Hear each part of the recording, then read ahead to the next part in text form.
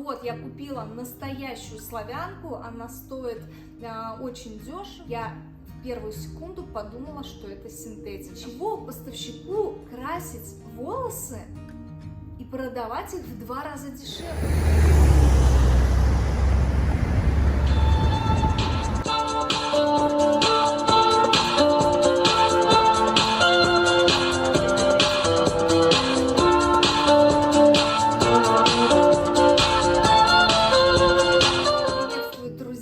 Меня зовут Ева Коштур, и я вновь рада приветствовать вас на своем канале. Особенно я рада всем вновь присоединившимся к нам. И сегодня я хочу разобрать одну из самых животрепещущих тем для мастеров по наращиванию волос, особенно новичков. Это, конечно же, сырье. Рядом со мной мой стенд с волосами, где у меня есть разные виды волос, и сейчас мы с вами подробно разберемся. Очень часто ко мне приходит запрос от мастеров: Ева, где вы покупаете волосы? Ну, конечно, друзья, я делюсь многим, но конкретно эта информация, она конфиденциальная, потому что меня смотрите не только вы, но и конкуренты, и это мой хлеб, это моя профессия, и найти поставщика – это огромное вложение средств, это килограммы выброшенных волос. Поэтому, конечно, такой информацией я не поделюсь, но я открою для вас путь, когда вы сможете найти поставщика конкретно для себя, потому что, возможно, что хорошо для меня, не совсем подходит для вас. И давайте разберем, какие типы волос существуют. Первое, конечно же, с чего я хочу начать, это славянские волосы. Вы скажете: да, я знаю, славянка у всех, у каждого второго, вот, но тем не менее, я думаю, многие из вас сталкивались, когда, покупая славянку, вам приходит какое-то откровенное Г. Это одна из историй, когда ко мне пришла клиентка, она купила в России волосы у своей подруги-парикмахера, то есть ее подруга, я не думаю, что она ее обманывала, но когда мне клиентка привезла волосы и сказала: вот, я купила настоящую славянку, она стоит очень дешево, по-моему, за $300 она купила, у меня даже есть этот срез, я вам его покажу, а вот он и есть. Вот такой срез. На самом деле, когда я его потрогала, я в первую секунду подумала, что это синтетика. Конечно же, никакая это не славянка, и девушка была очень разочарована, очень она стала писать своей подруге, та сказала: ничего подобного, это славянка. Ну, то есть мастер, я полагаю, сама обманывалась и сама искренне верила в то, что она работает со славянскими волосами. А теперь давайте я вам покажу, как выглядят настоящие славянские волосы. Вот, друзья, только так и никак иначе. Чем отличаются славянские волосы? Это натуральные, неокрашенные, светлые волосы от 7-го, от 6-го уровня и выше. Только так. Славянские волосы, они срезаются со славян. То есть не людей, которые проживают на территории России, потому что Россия, она этнически достаточно, так сказать, широко представлена, только славянские люди могут дать сырье славянских волос, то есть только светлые волосы. Но существует еще один тип славянки. Вот, например, вот такой вот срез, он тоже идет как славянский. В чем разница, друзья? Обладательница, бывшая обладательница этих волос имела как славянский, так и азиатский корни. И что в итоге получилось? То есть по структуре волос такой же тонкий, очень мягкий, но при этом именно азиатские корни дали темный цвет. Могут быть славянские волосы темными, но там все равно есть азиатские корни. То есть настоящая славянка бывает только светлая. Все. Никакой другой славянки не бывает. Но очень часто поставщики нам предлагают крашеные волосы под видом славянки. Они говорят, да, это крашеная славянка. А теперь давайте разберемся. Вот, например, разберем вот эти два хвостика. Один славянский, а один не славянский. В чем разница? Разница в том, что этот хвост в 2 раза дороже, чем вот этот. Хотя у этого вес 100 грамм, а у этого 140. И цена отличается в 2 раза. Теперь давайте подумаем логически. Если настоящая славянка стоит очень дорого, да, ну так скажем, да, в 2 раза дороже, чем крашеная славянка, для чего поставщику красить волосы и продавать их в 2 раза дешевле, когда он может не красить и продать эти волосы в 2 раза дороже? А секрет, друзья, в том, что все крашеные волосы, которые нам продают как славянку, выкрашиваются из темных волос. То есть на самом деле вот это у нас азиатские волосы, это, так, сейчас скажу, это узбекское сырье, а вот это индийское сырье. То есть у меня есть также волосы, выкрашенные из индийского сырья.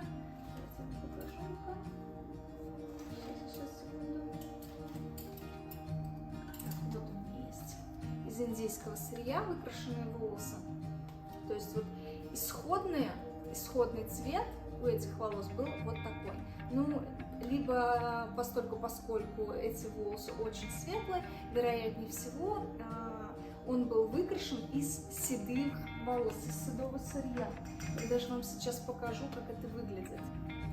Вот, очень часто, даже с большей вероятностью, вот такие там, белоснежные блонды выкрашиваются из седого сырья. Не из славянки, друзья, потому что вот это стоит дешево.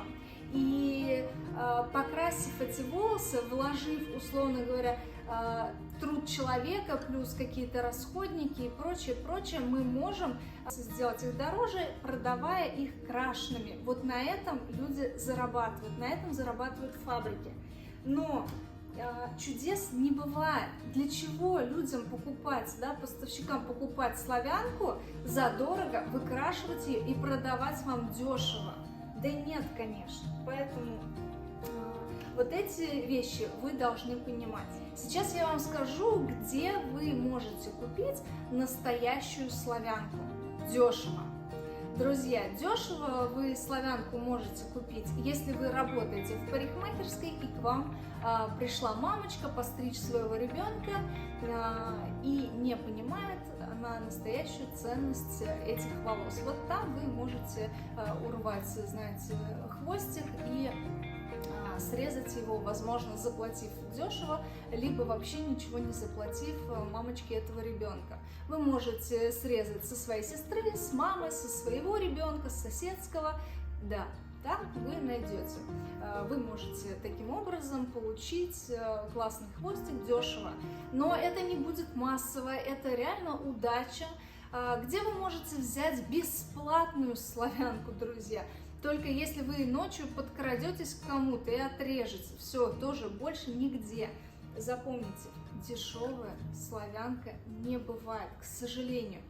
Вы также можете, знаете, дешево купить славянку у мошенников, и вам просто в посылке придет синтетика, и вы ничего с этим не сможете сделать. Сейчас я вам тоже объясню, почему.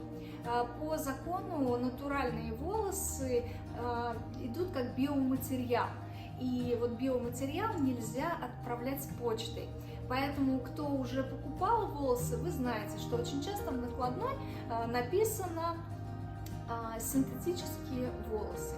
И даже я, например, покупая у своих проверенных поставщиков волосы там на 5, на 6, на 10 тысяч долларов, получая посылку, в накладной вижу синтетические волосы. То есть, хотя, конечно, внутри лежат настоящие славянские волосы. Вот в таком случае, покупая у мошенников волосы, вы просто можете нарваться, купив, и вам действительно напишут синтетику и пришлют синтетику, и ничего вы с этим не сделаете. Поэтому, друзья, если вашему клиенту не по карману славянские волосы, не надо гнаться за этим, и я объясню почему. Я работаю как с крашенными волосами, так и со славянскими, поэтому я не говорю, что крашеные волосы это плохо, это тоже хорошо.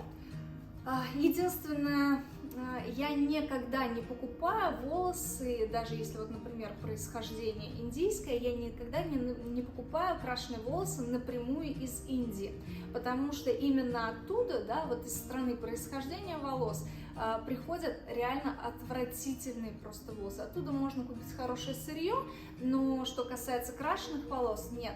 Я покупаю только волосы, выкрашенные на российских частных фабриках. То есть я пробовала волосы на крупных фабриках, я не буду сейчас произносить, вот просто вы сами смотрите, если фабрика огромная, да, их немного у нас в России, вот оттуда я не покупаю, там они тоже, конечно, крутят, вертят. Я покупала, мне приходили даже волосы с примесью шерсти яка, ну, волосы яка, но это шерсть, потому что они прекрасные, хорошие, тоненькие, но когда ты моешь голову, ты чувствуешь вот запах дикого животного, ну, то есть ты прям как будто, знаете, в буйвола носом уткнулась, поэтому они там намешивают тоже, и есть даже видео на ютубе, где они сами откровенно говорят, ну да, бывает, там что-то подмешиваем, поэтому нет, конечно, я работаю с частными фабриками, сказать, у них не такие огромные объемы, как у тех, которые там импортируют волосы в каких-то огромных объемах, там, в магазины и прочее, не работают. Только с частными, для которых важна их репутация, а не просто массовая штамповка. Вот, поэтому крашеные волосы это хорошо, но покупаем только на российской частной фабрике. Я не говорю об украинских или белорусских фабриках лишь потому, что я с ними не знакома. Вот, поэтому я уверена, что если вы из ближнего, так сказать, зарубежья, да, из стран бывшего СНГ, возможно, в вашей стране тоже есть фабрики, и вы можете также и там найти хорошие волосы. Что опять-таки для меня важно? Для меня важно, чтобы волосы были хорошо вычесаны. Да, такие волосы будут стоить дороже, но покупая волосы дешевле, вам все равно придется эти волосы вычесывать, вы будете нести потери, и у меня, к сожалению, или к счастью, нет волос, чтобы вам показать именно с худыми концами. Нет, к сожалению, таких волос, но вы тоже, наверное, часто видели, когда вот на концах 3 пера в 2 ряда, но продается это, например, как 60 сантиметров. На деле же, когда вы нарастите и распределите эти волосы по голове клиента, здесь будет 3 пера в 2 ряда, поэтому я покупаю только вычесанные уже волосы, чтобы у них были достаточно плотные концы, потому что на перерасчет эти волосы более выгодно покупать, чем волосы, которые, ну, прайс которых дешевле, но, условно говоря, не совсем вот этим мусором, да, с этими коротышами, которые в конечном итоге придется выбросить. Давайте я вам расскажу, как я ищу поставщика, как я начинаю разговор и что для меня является очень важным критерием в стартовых переговорах с новым поставщиком. Первое, что я пишу всегда, я обозначаю, что я мастер, то есть я не клиент, я там не какой-то разовый покупатель, что я мастер и я покупаю волосы в больших объемах. Прошу прислать мне розничный прайс, оптовый прайс и рассказать, из какого сырья они выкрашивают волосы. И если только в ответ я слышу, что у нас славянка, да, и мы выкрашиваем только славянку и работаем только со славянскими волосами, но в аккаунте я вижу, что у них только крашеные срезы, на этом мой разговор с этим поставщиком заканчивается, даже если у них волосы хорошего качества. Объясню сейчас почему. Потому что для меня очень важно честная работа с поставщиком, честный разговор с поставщиком. Я честна со своими клиентами, и я хочу, чтобы мой поставщик был честен со мной. Поэтому, если только с первых слов меня начинают водить за нос, я тут же прекращаю разговор. И бывает такое, что поставщик, заходя в мой аккаунт, понимает, что, может быть, упустили там крупного клиента, начинают оправдываться, говорить: ну, мы вас неправильно поняли, у нас на самом деле, ну, есть там 3 хвостика славянки, а вот крашеный волос у нас классного. Я пишу: окей, из какого сырья вы выкрашиваете волосы?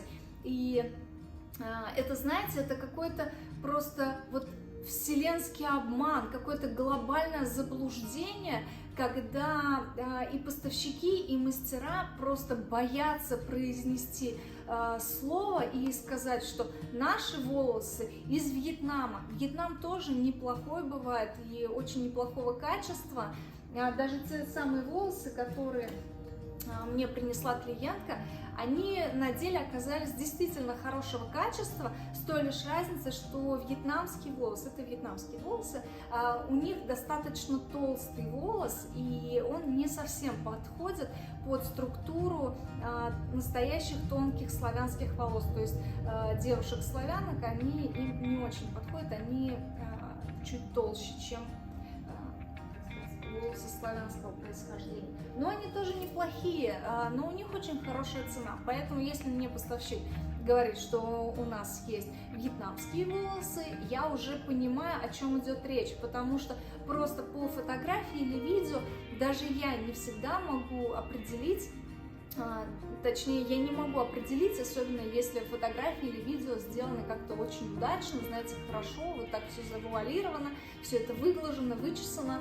Поэтому, если я слышу Вьетнам, я понимаю, волос толстый, и чаще всего они не так сильно повреждаются при осветлении.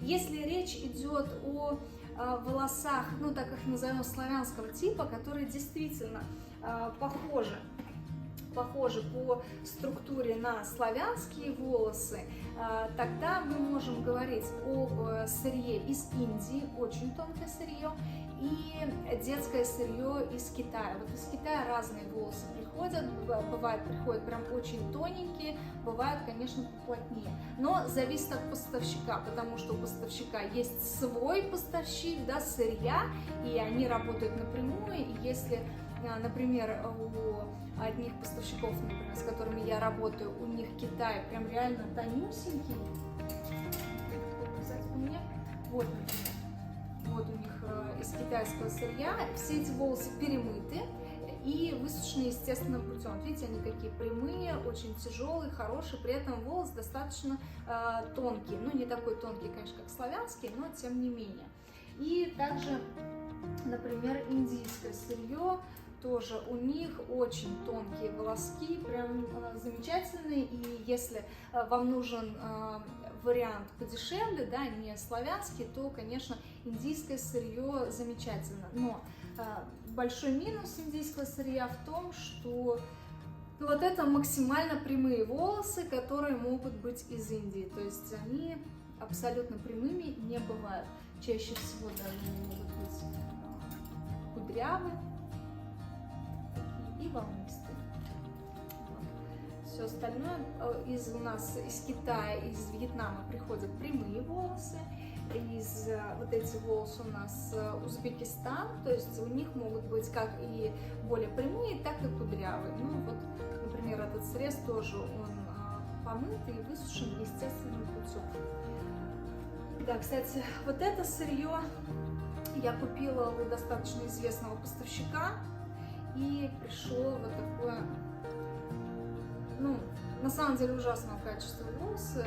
Ну как ужасного качества? Они очень толстые, очень грубые, а вот как раз вы видите, что здесь тонкие концы и реальная длина, с которой можно работать, это вот так вот, сантиметров 20 мы отрезаем, и тогда что-то там прилично остается. Ну, это мне просто как пример. И эти волосы я покупала просто для тестирования красителей.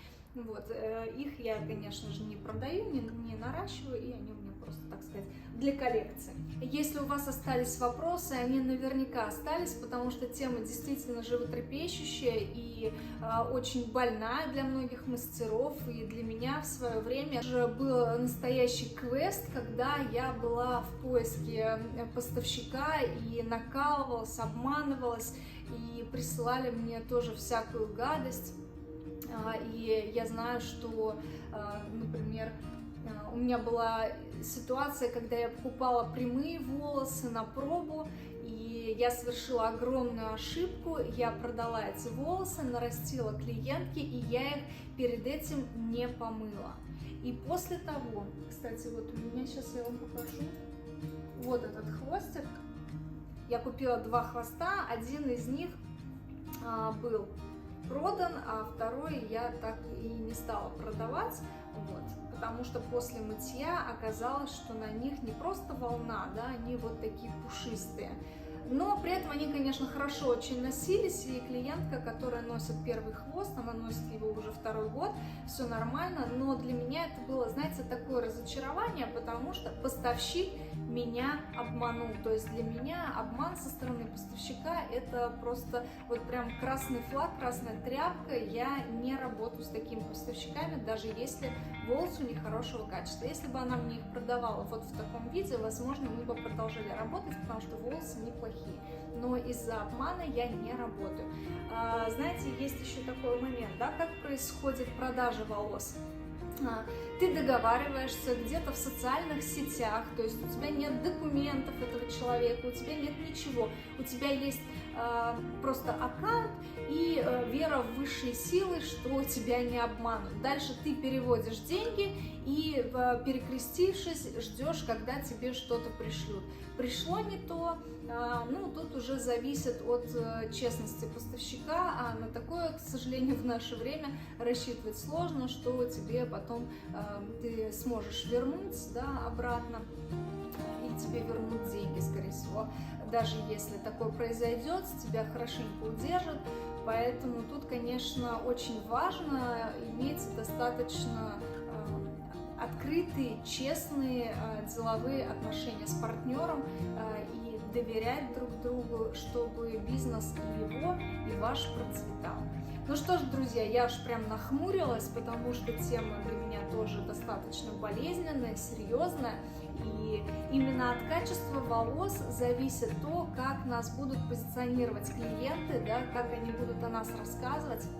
И если мы продаем клиенту хорошие волосы, если мы честно и открыто рассказываем клиенту, за что он платит, если мы не обманываемся сами, не обманываем клиента, это всегда повышает уровень доверия к нам, и мы можем спать спокойно и не переживать за свою работу и за результат своей работы, не переживать, что за спиной будут шептаться и говорить, что вы кого-то обманули. Это очень важно, друзья.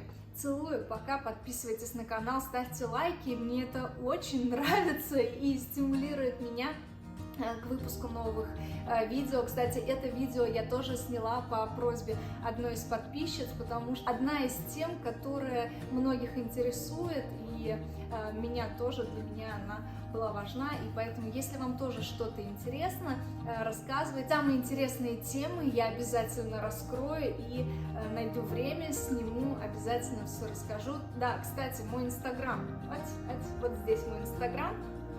Подписывайтесь, приходите в гости, там я рассказываю о себе, о своей жизни в Америке, я живу в Лос-Анджелесе, о своей работе, о своих открытиях, показываю очень много, как я работаю. Вот за этим столом, кстати, скоро он поменяется, муж мне делает новый стол, офигенный, классный, короче, покажу вам свой стол, я уже придумала, какие сделать на нем лайфхаки именно для работы мастера по наращиванию волос, возможно, вы тоже этим воспользуетесь.